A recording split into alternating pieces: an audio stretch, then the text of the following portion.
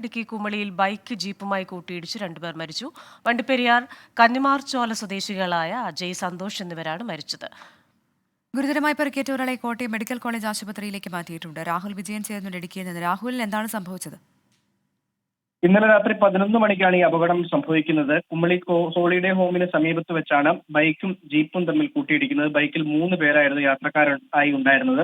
അതിൽ 2 പേർ സംഭവ സ്ഥലത്ത് വെച്ച് തന്നെ മരിച്ചു എന്നുള്ളതാണ് മനസ്സിലാക്കാൻ കഴിയുന്നത്. വണ്ടിപ്പെരിയാർ കന്നിമാർചോല സ്വദേശികളായ അജയ്, സന്തോഷ് എന്നിവരാണ് മരിച്ചത്.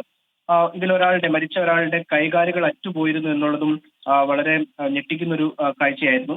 ഗുരുതരമായി പരിക്കേറ്റ അരുൺ എന്ന 22 വയസ്സുകാരൻ കോട്ടയം മെഡിക്കൽ കോളേജ് ആശുപത്രിയിൽ ചികിത്സയിലാണ്. ഇയാളുടെ നിലയും ഗുരുതരമാണ് എന്നുള്ളതാണ് അറിയാൻ കഴിയുന്നത്. അമിത വേഗതയാണ് അപകടത്തിന് കാരണം എന്നുള്ളതാണ് പോലീസിൽ നിന്ന് നമുക്ക് ലഭിക്കുന്ന വിവരം. ശരി, രാഹുൽ വിജയനാണ് വിവരങ്ങൾ നൽകിയത്.